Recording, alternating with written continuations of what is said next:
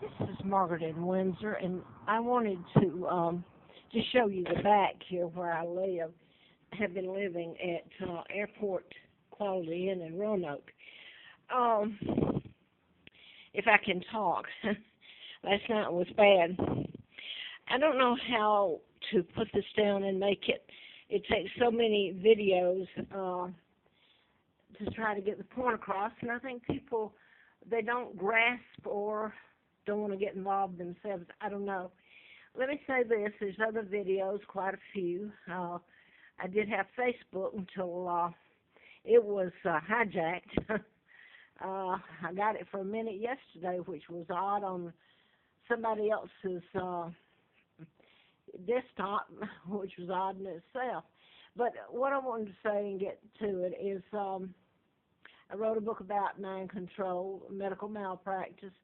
77, 78, Larry Flint was shot and his attorney killed in Lawrenceville, Georgia. I was in Marietta doing the book.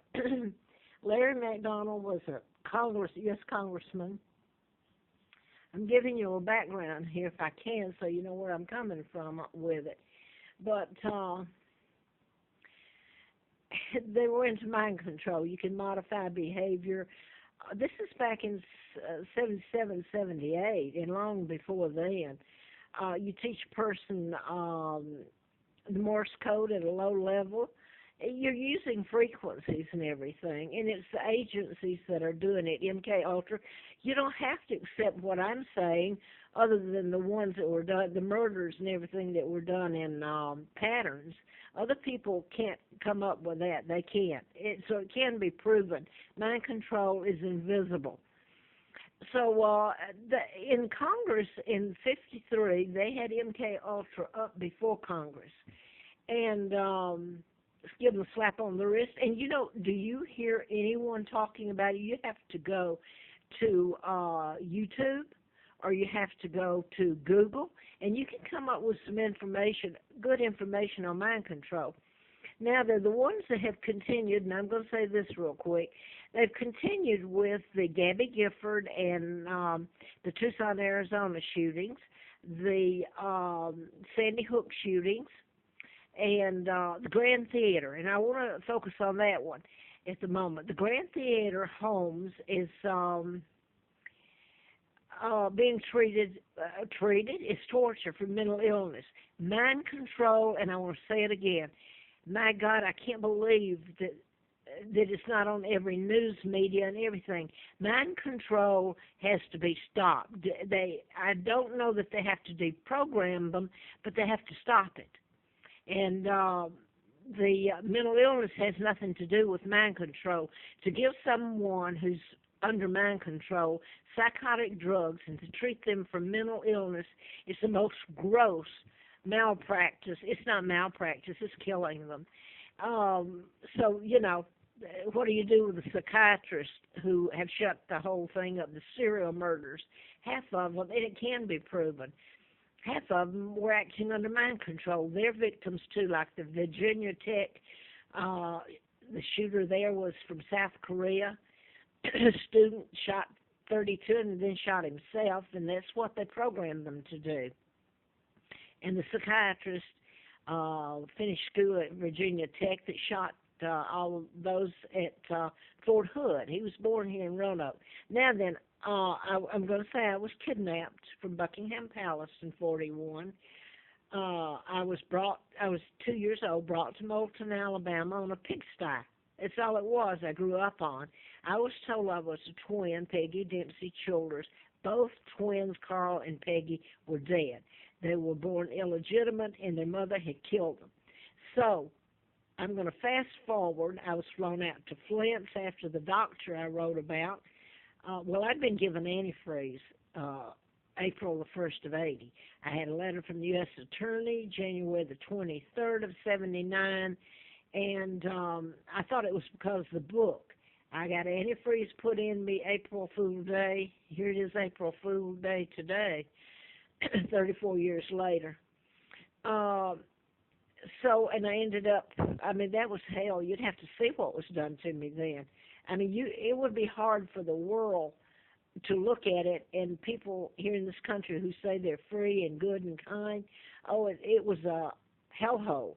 I was illegally transported back to Huntsville, Alabama, separated from my children. I don't know today if they're alive or dead.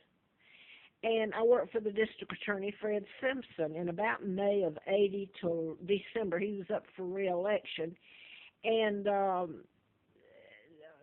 so that's where it's at. The next job I had was for Doyle Duke, who actually was CIA. They called the little company Golden Triangle, and then suddenly it goes under, and then I go to work for computer science doing Navy manuals. So then I was on the street and couldn't get anything done about anything. I ended up at Larry Flint's during the campaign to replace Larry McDonald. His plane had gone down, and here I'm using all this time, and I wanted to say this. Larry McDonald's plane went down. You can program the pilot. You can program an air marshal to come out and shoot. He's supposed to protect you. You can program anyone. This old cliche that you can be made do what you don't want to do is the biggest insult ever walked the face of this earth. Someone says that. It's a horrible thing to say to people who are a victim beyond victims of mind control. They didn't ask to get it. They didn't even know it was happening to them.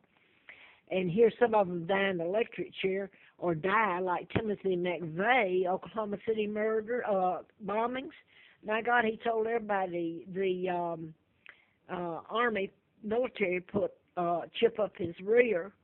And that's, I'm sure it's true because his can be proven too.